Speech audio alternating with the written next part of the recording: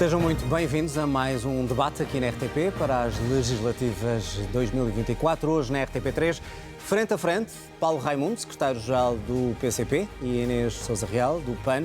Bem-vindos aos dois. Obrigado. Determinou o sorteio que vamos começar este debate com a Inês Sousa Real. Devo só dizer para quem está a ver que a Inês tem um braço ao peito, de facto, um pequeno acidente que levou a este braço ao peito, mas as melhoras, e vamos então à nossa troca de ideias e a este debate. Proponho que começarmos pela corrupção. Ambos os partidos dizem que é algo que tem que ser combatido para que tudo o resto corra melhor. Inês, legalizar o lobby é a melhor forma de combater a corrupção ou, como diz o PCP, é legalizar a criminalidade em Portugal? Antes de mais, muito boa tarde. Obrigada mais uma vez por esta oportunidade, mas permita-me uma palavra de agradecimento especial ao Paulo Raimundo e ao PCP, que de imediato, quando souberam do meu acidente, se disponibilizaram para adiar o debate. Felizmente posso estar aqui hoje, mas agradeço evidentemente a cordialidade que tiveram para connosco. Em relação à questão do lobbying e do reforço da transparência, para o PAN é essencial que se regulamente esta atividade para que os cidadãos possam saber com quem é que se sentam os decisores públicos, com quem é que efetivamente a pegada legislativa, com quem é que se sentam à mesa para tomar a decisão, e isso só é possível através desta legislação. Mas a democratização do lobby passa precisamente por garantirmos que todos têm acesso à tomada de decisão, porque o que acontece hoje é que os grandes grupos de lobbying acabam por conseguir ter acesso à governação, à Assembleia da República, mas as organizações não governamentais, ou, por exemplo, sejam do ambiente, da proteção ao nível da sociedade civil, em direitos humanos, e hoje, precisamente num dia em que assinalamos até o Dia Internacional do Combate à Mutilação Genital Feminina, é um dos exemplos claros de forças da sociedade civil que muitas vezes querem manifestar. Mas é uma medida eficaz para combater a corrupção? É uma entre muitas, é uma entre várias medidas. Ou é apenas um paliativo? Neste caso, é uma medida absolutamente imprescindível para garantir maior transparência. Se nós tivéssemos já uma lei desta natureza, por exemplo, em casos como o da Data Center em Sines, em que estavam em causa mais de 2,2 mil milhões de euros em matéria de fundos comunitários para investimento, se esta legislação já estivesse em vigor, nós teríamos sabido com quem João Galamba se tinha reunido. E, de facto, o PAN aqui, para além da lei do lobbying e do reforço da transparência, foi o partido da oposição que conseguiu, no Orçamento de Estado, aprovar a Estratégia Nacional para o Combate à Corrupção, garantir que durante este ano é renovada esta estratégia para que efetivamente tenhamos mais meios, porque não existe uma medida de ouro no combate à corrupção. Existe uma conjugação de várias medidas para que todos os anos não percamos mais de 19 mil milhões de euros para a corrupção, que é dinheiro que faz muita falta aos portugueses. Paulo Raimundo, o PCP e a CDU em geral têm dito que isto é uma forma de legalizar a criminalidade. E eu pergunto-lhe porquê. Há também uma declaração que eu ouvi no Parlamento de um dos seus camaradas dizer quem pretende legalizar o lobby é porque está enterrado até ao pescoço. É também o caso do PAN? Não. Olha, primeiro desejar as melhoras à sua deputada Inês Sousa Real, naturalmente, e rápidas melhoras para enfrentarmos estes tempos muito exigentes que temos pela frente. Eu acho que nós não podemos falar da corrupção, ou de medidas de combate à corrupção, sem deixarmos de ter em conta o principal foco e o principal centro da corrupção no nosso país. E o principal foco, aquele que de facto vai mais fundo na dimensão da corrupção, aquele onde se dá toda a negociata, todo o compadrio, tudo aquilo que de facto faz a diferença, um dos grandes focos disso é as privatizações. Com tudo o que isso envolve, com tudo o que isso mexe. Já lá vamos. Quanto ao lobby? Não, mas eu estou a dizer isto porquê? Porque a sua deputada Inês Sousa Real disse uma questão com a qual eu partilho, que é não há uma medida de ouro que resolva toda a dimensão do problema da corrupção, mas nós não podemos desviar, atacar o centro da corrupção. E, na nossa opinião, o centro da corrupção está nas negociatas e nas grandes negociatas onde as privatizações estão profundamente ligadas. Mas acha que o lobbying é uma forma de abrir a porta? Ou é uma forma de ser mais transparente, saber quem influencia quem no poder? Eu vou-lhe responder, não vou responder. Mas nós, por exemplo, este caso, agora veio a nu do negócio da privatização da ANA, com o relatório do Tribunal de Contas a demonstrar, por A mais B, que usou o Estado. Não usou o Estado. Usou o Estado, usou a vida de cada um de nós, usou o património público, mas alguém se habituou com aquele bom negócio para alguns e um muito mau negócio para nós. O lobbying, para não fugir à pergunta. Nós achamos que as medidas... Nós não ganhamos no combate à corrupção se passarmos a legalizar um aspecto que hoje só é ilegal. Essa é que é a questão. o tráfico de influências, todos São coisas distintas. Não, são coisas distintas. É verdade, são coisas distintas. Mas uma coisa está ligada à outra, no nosso entender, naturalmente. Ou uma coisa levará à outra. Aliás, podemos dizer que não há grandes exemplos de grande concretização prática dessa regulamentação do lobbying, com efeitos práticos no combate à corrupção. O Parlamento Europeu já regulamentou o lobbying e isso permite-nos saber qual é que é a pegada legislativa. Permite, não evitou nenhum problema de corrupção, nenhum problema de lá está, compadrio. Quer dizer... Mas tem alguns dados que possam mostrar que o lobby aumentou a corrupção ou não a diminuiu? Não, claro, não tenho nenhum dados que comprovem que a regulamentação do lobby em algum país aumentou a corrupção. Mas não prefere saber quem é que, por exemplo, como acontece no Parlamento Europeu, quem é que nos corredores do Parlamento, da Assembleia da República, está perfeitamente identificado e está a falar com os possíveis legisladores para mudar alguma coisa, do que ser subterrâneo? Não, mas isso não altera nada, porque nós sabemos muito bem quem comprou a Venci. Quem comprou a ANA foi a Venci. Quem comprou, salvo seja, a quem se entregou a ANA foi a Venci. Mas tardiamente, ou seja, andamos sempre a correr atrás do prejuízo. Portanto, se me permite, há uma coisa que está clara. Há um governo anterior, formado pelo PSD e o CDS, que na altura onde estavam os atuais dirigentes do Chega Iniciativa Liberal, decidiram privatizar a ANA, entregá-lo à Venci. Nós sabemos isso. Isso não foi subterrâneo, isso não foi tudo às claras. Foi tudo às claras. Ora, isto é que é preciso enfrentar de forma clara e sem receios. E depois há outro problema da corrupção, que é talvez aquela dimensão daquilo que é supostamente legal, mas que é do ponto de vista moral completamente... Mas só para clarificar uma questão, quando o PCP, e estou a utilizar a expressão porque ela é elucidativa para quem nos está a ver, que diz que estes que estão a tentar legalizar o lobby estão enterrados até ao pescoço, quer dizer o quê? Que os partidos em que o PAN está integrado, que fazem esforços para legalizar o lobby, estão a tentar esconder a corrupção? Olha, eu não sei quem é que fez essa afirmação, eu não fui de certeza absoluta, não tenho a certeza disso. Não quer dizer que também não faça... Mas acha que quem quer legalizar, quando isto de outra forma, quem quer legalizar o lobby está a tentar esconder quando fala da privatização? Não, eu acho que há motivações... PSD, PS... Eu não tenho dúvidas que há motivações diferentes para quem quer avançar com esta medida, não tenho nenhuma dúvida sobre isso. Agora... vamos lá ver quem são os grandes beneficiários, os grandes responsáveis, lá está, pelas privatizações e os grandes beneficiários das privatizações. E é claro que não será nem o PCP nem a CDU e não será o PAN, naturalmente. Mas quando o PAN está ao lado dos outros partidos para legalizar algumas destas medidas por uma questão de transparência, está a ser cúmplice? É como lhe digo, as motivações que leva cada partido a apresentar os seus projetos são motivações diferentes. Aliás, há matérias sobre as quais nós temos tido... A motivação é diferente, mas está errada, é isso? Nós achamos que ela não corresponde às necessidades, não é esse o centro da questão. Tem que equilibrar o tempo. Inês Sousa Real, legalizar o lobby ajuda mesmo a interromper este ciclo de corrupção ou é apenas para ver onde é que está a influência de cada legislador? E se tem algum dado que mostre que para, de facto, uma parte da corrupção em Portugal? São fenómenos conexos e não é à toa que o Parlamento Europeu fez avanços nesta regulamentação e que hoje sabemos qual é a pegada legislativa, é que efetivamente se houver mais transparência, eu recordo que o PAN, a par desta proposta que apresentou e que efetivamente está mobilizado não por qualquer tipo de interesse pessoal ou partidário que tenha, mas sim pelo facto de que é importante que os cidadãos saibam quem se senta à mesa com o poder.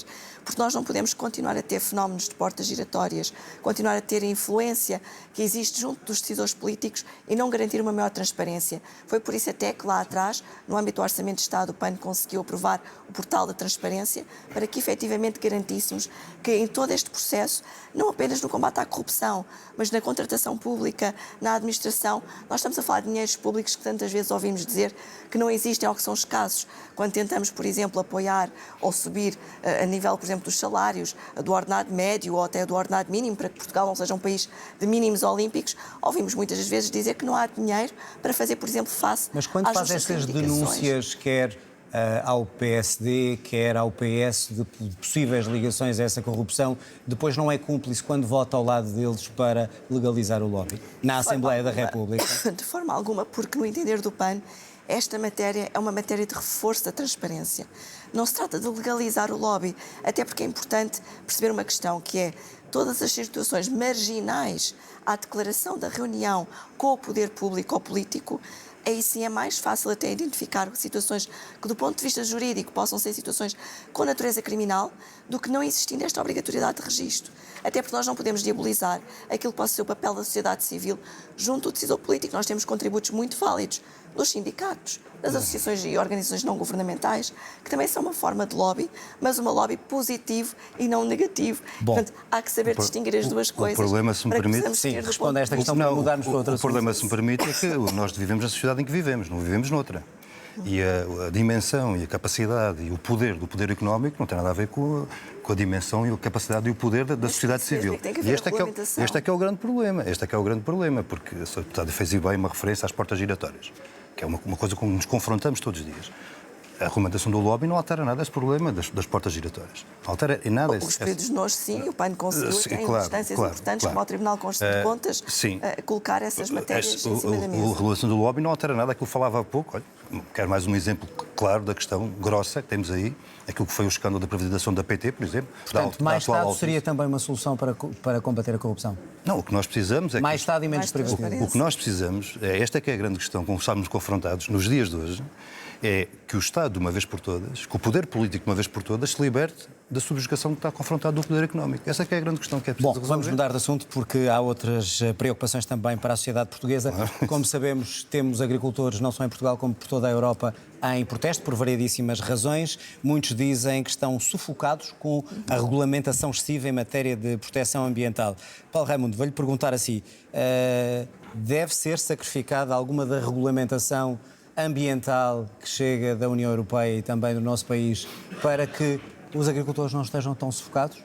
Mas sabe que eu acho que o problema, os justos problemas e as justas reivindicações dos agricultores não têm a ver com o sufoco das medidas ambientais. Eles estão na rua a dizer isso, como sabe, desde França até Espanha, até Portugal. O sufoco que eles vivem é o sufoco da política agrícola comum. E foi esse sufoco da política agrícola comum que tem aspectos de regulamentação, onde está essa regulamentação ambiental, a famosa do prado para o prato. Mas a questão fundamental não é essa. A questão com que se confrontam todos os dias é o aumento dos fatores dos custos de produção, dos combustíveis, das rações, por aí fora, e o que nós chamamos, isso sim foi da minha boca, e portanto, o que nós chamamos a ditadura da grande distribuição, que em Portugal tem um efeito brutal. Mas em relação à questão ambiental, e podemos ir às outras também. Mas eu vou... Até porque temos aqui duas pessoas que falam sobre isso. Mas nós temos 86% da nossa agricultura é da agricultura familiar. Micro e pequena produção agrícola. Esta que é a realidade. Ora, essas pessoas estão a ser esmagadas pela ditadura da distribuição. E se quisermos voltar para trás, que é para não deixar ninguém ser responsabilidades, PS, PSD, CDS e agora o Chega Civil Liberal são de facto os responsáveis, olhe, por terem terminado 400 mil explorações agrícolas de há 40 anos a esta parte. Mas quando os pesticidas são mais caros para serem mais amigos do ambiente, quando não se pode produzir de determinada maneira, tudo isto, o que eu pergunto é quais são as linhas vermelhas da CDU em relação a esta questão. Devem ou não ser sacrificadas, como pedem muitos dos agricultores que estão na rua, algumas das medidas ambientais impostas pela União Europeia? A questão fundamental com os quais os micro e os pequenos agricultores estão confrontados, a agricultura familiar, é como é que aumentam o custo, como é que aumenta o valor do produto que fazem. E há uma coisa que nós sabemos de experiência própria, certamente, todos, que é, não há ninguém que goste mais da terra, que ame mais a terra que os agricultores, em particular os pequenos agricultores. E esta é que é a grande questão que é preciso responder. Como é que se aumenta o valor do produto que fazem? E não é esmagados pela grande distribuição. Mas ainda não respondeu à questão ambiental. Para mim é importante também, até para falar com ele. Eu percebo e não vou fugir. Mas gostava só que me respondesse. Mas a questão é esta. Pode haver este ou aquele aspecto que seja necessário alterar. Admito isso. Não conheço com pormenor esses aspectos, portanto pode haver isso. Mas essa não é a questão fundamental. Mas está ou não o PCP, por exemplo? Então, questões muito práticas. Baixar os impostos dos fertilizantes, já que está a falar em custos. Fertilizantes, pesticidas, etc. Deve-se baixar o imposto aí ou não? O que nós precisávamos era que o Estado assumisse em si um centro de compras desses produtos todos e pudesse ser revendedor aos... Mas não me respondeu se deve baixar os impostos dos pesticidas. Essa não é a questão. A questão é outra. Também é uma questão, é o Estado, claro, é o Estado assumir em si mesmo um centro de compras e fazer uma revenda aos pequenos produtores. Essa é que é a grande questão. Inês, a mesma questão, de forma inversa, se os agricultores que estão na rua a reclamar por medidas e regras não tão apertadas em termos ambientais para não terem que viver num drama. Deve ou não isso ser considerado e o PAN, que é um defensor das medidas que defendem o ambiente, até que ponto é que se deve abrandar um bocadinho esse garrote que muitos agricultores dizem que não aguentam? PAN entende que não têm sido as propostas de matéria ambiental que têm prejudicado os agricultores.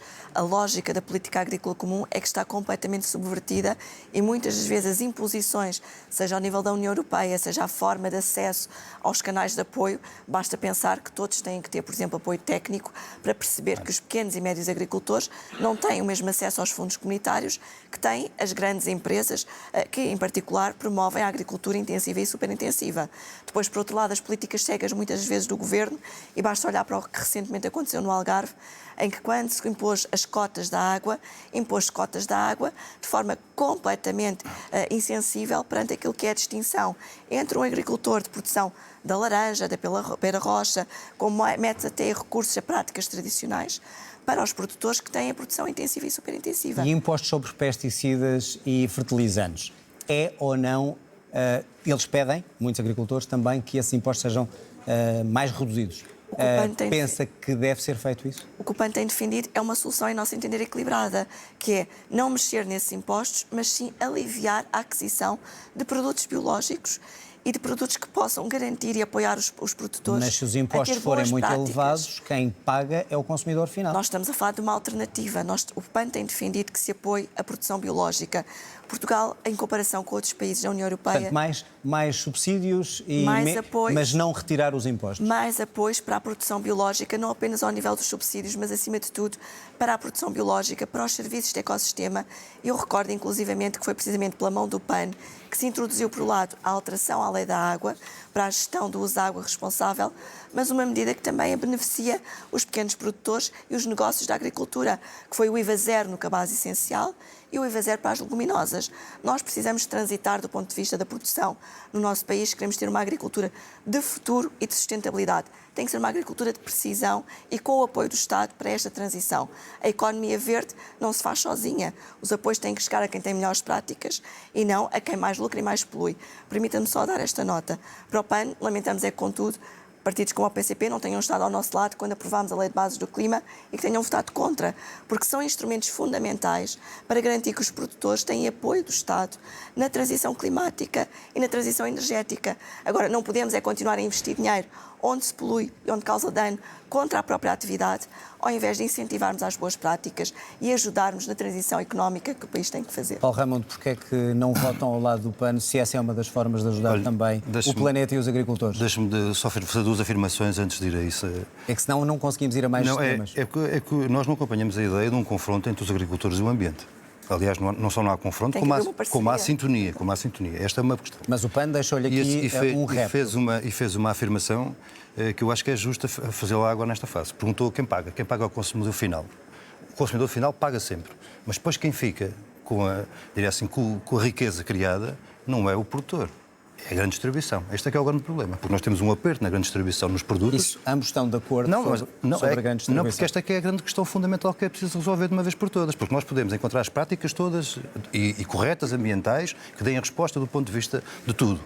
Mas se não alterarmos, não acabarmos com a ditadura da grande distribuição, já disse, não vai alterar nada. Responda só porque é que não votou ao lado do PAN perante esta acusação para mudarmos a agulha. Talvez pelas mesmas razões que o PAN não nos acompanhou quando avançámos com uma proposta de apoios extraordinários o ano passado para os agricultores perante um problema muito complexo. Olha, o problema da seca, numa altura muito. Mas esse pacote tinha lá questões que seja de apoio aos combustíveis fósseis ou até a redução do IVA das touradas, que o PAN jamais poderia acompanhar. Não, esta proposta em concreto, não sou deputada sabe. Vocês apresentaram um pacote completo, ou seja, com várias reduções do IVA, que não estava isolada, e, portanto, não podemos acompanhar questões com as quais não concordávamos. Propusemos apoios extraordinários para a agricultura familiar para fazer face a um problema concreto. Desde logo as questões da... Olha, para dar resposta ao problema da seca, como referiu e bem. Então acabam por provar que ambiente versus agricultura também pode levar a essas questões, que é isso que estão aqui a debater. Claro, bom, vamos virar a agulha, vamos olhar para a saúde.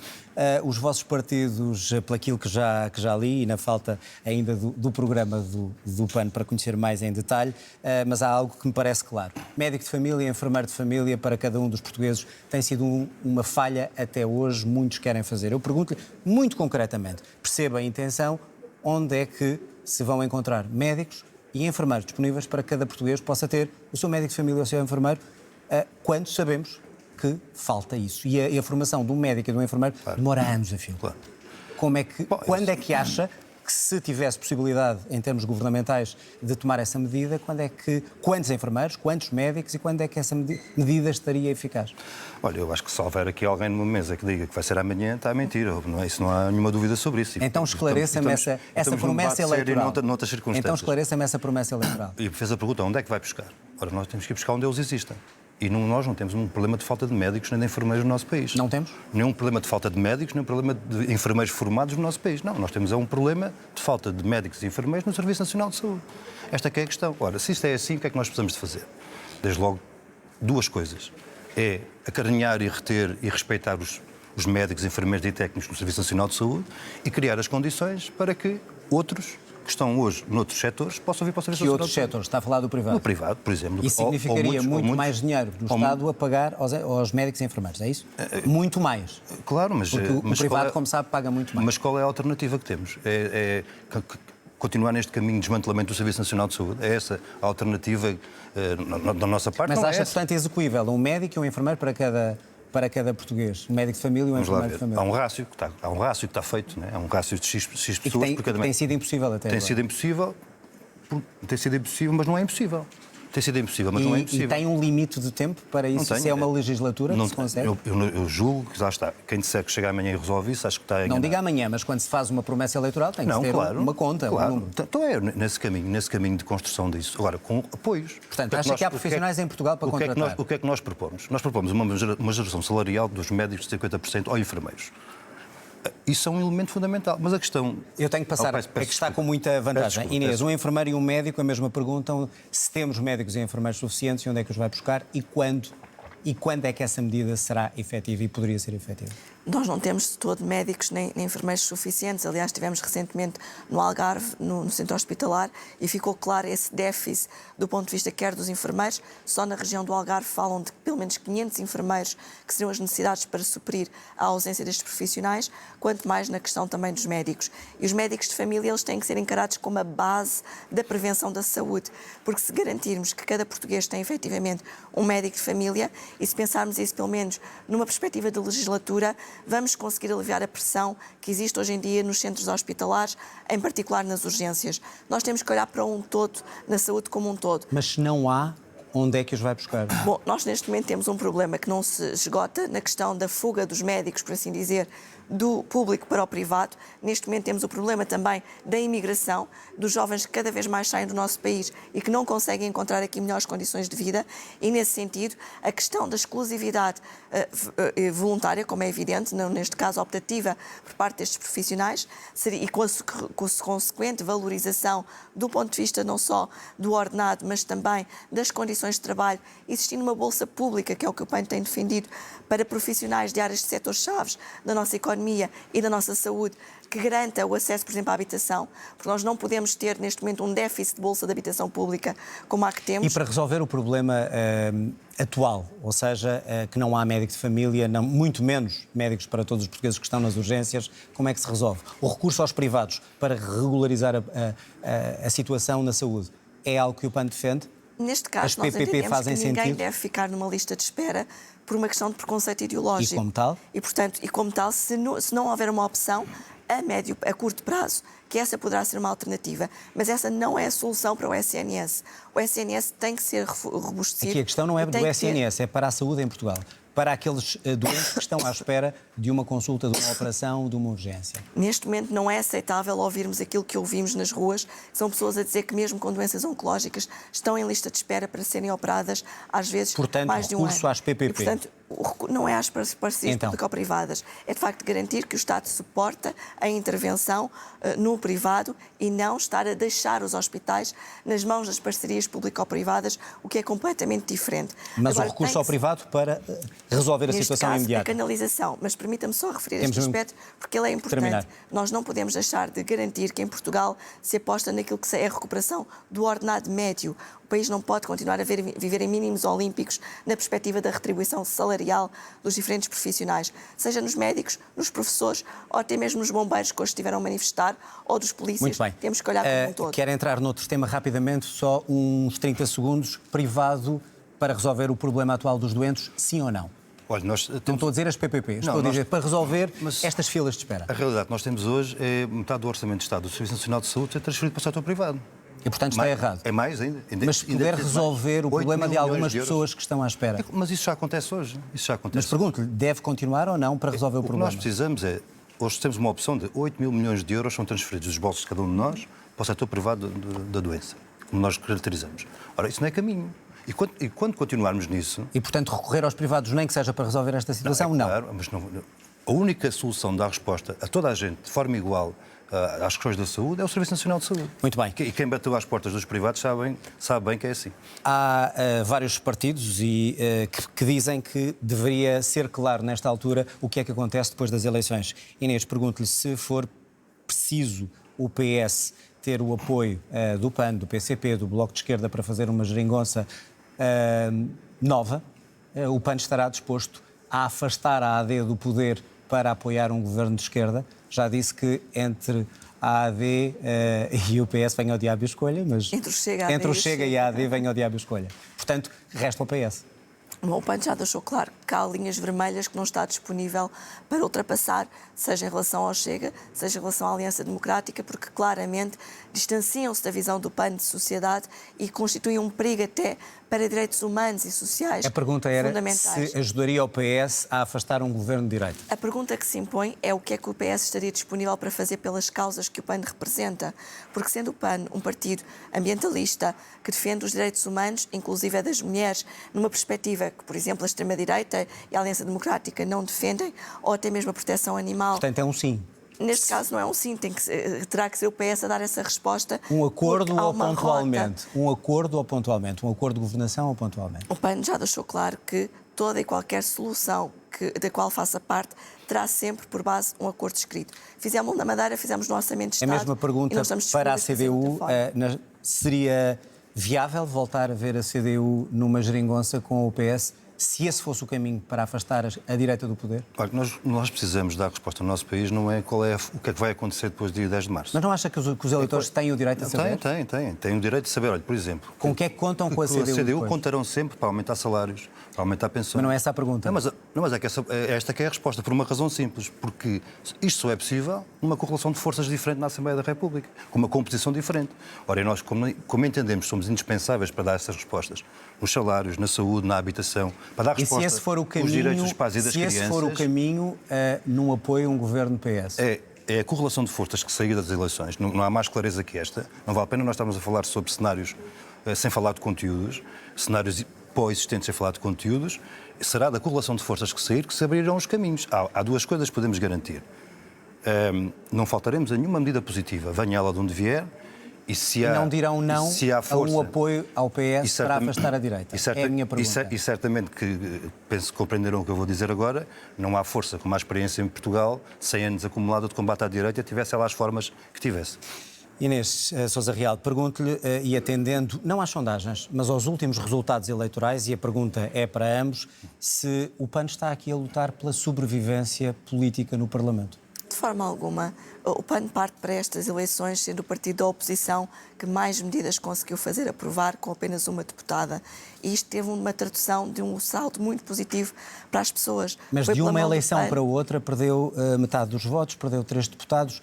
Isso não a faz recear que já pode não entrar no Parlamento? Nós tivemos uma prestação positiva para as famílias e não nos podemos esquecer do momento complexo e que, de alguma forma, o Bloco... Portanto, acha que não vai acontecer? Temos mesmo que ser só mesmo, muito permita-me só concluir esta questão, é porque, efetivamente, quando nós conseguimos garantir que, por exemplo, mais de 90 milhões de euros hoje estão a financiar os espaços sociais através da taxa de carbono, ou acabamos com os estágios profissionais não remunerados para os mais jovens, ou 40 milhões de euros para a proteção animal, são medidas muito concretas que fazem a diferença na qualidade de vida das pessoas. E as pessoas sabem hoje que podem contar com o PAN para ser um garante de estabilidade política e também para fazer avançar as causas que representa, que é uma força útil para a democracia e para as suas vidas. E acreditamos que isso vai fazer a diferença no dia 10 de março. Portanto, acha que o que tem acontecido nas últimas eleições, que foi perder votos, perder deputados, o PAN vai ser invertido elegeu agora? Recentemente nos Açores, elegeu um deputado nos Açores, elegeu na Madeira, na Madeira perdeu metade dos votos, estamos a falar de legislativas. Neste caso em concreto, é mesmo na Madeira fomos os que quebrámos a maioria absoluta de Miguel Albuquerque E a nível nacional sabemos... A mesma que pergunta para a CDU. parlamentar. Perdeu 100 mil votos, de 12 para 6 deputados. Luta pela sobrevivência a CDU nestas eleições? Eu acho que a pergunta é muito bem feita a partir do aspecto que colocou central, que é a partir dos resultados eleitorais e não das sondagens. Ora, o que é que os resultados eleitorais demonstram? Demonstram uma realidade objetiva, quer no caso da Madeira de forma mais significativa, quer no caso dos Açores de forma mais simbólica. A CDU cresceu na Madeira e cresceu nos Açores. E, portanto, se é Mas a nível nacional, se é para fazermos a análise a partir de dados concretos e de tendências, então diria assim... Mas continua fora do Parlamento Regional dos Açores. É verdade, lá está, foi ali por uma unha negra, como se costuma dizer, por 85 votos. Portanto, nas legislativas não está a lutar para a sobrevivência, está a cair. E muito. 100 mil votos, 12 para 6 deputados. Mas desculpa, fez a pergunta a partir de uma realidade concreta. Eu estou-lhe a falar de dados concretos. Exato. E eu estou-lhe a dizer, a partir da realidade concreta e dados concretos, as últimas eleições que tivemos foi na Madeira e nos Açores. Quer na Madeira, quer nos Açores, a CDU cresceu. Portanto, mais significativamente na Madeira. Prefere olhar para aí do que para as eleições legislativas. Então, mas só posso olhar para aí, não posso olhar para trás, Muito tenho bem. que olhar para a frente. Chegamos ao fim do tempo. Obrigado a ambos. Terminamos assim mais um debate legislativas 2024. Já a seguir, análise na RTP3. Regressamos desta vez sexta-feira, 21 horas, RTP1. Frente a frente vão estar Pedro Nuno Santos, secretário-geral do PS, e Rui Tavares, do LIVRE.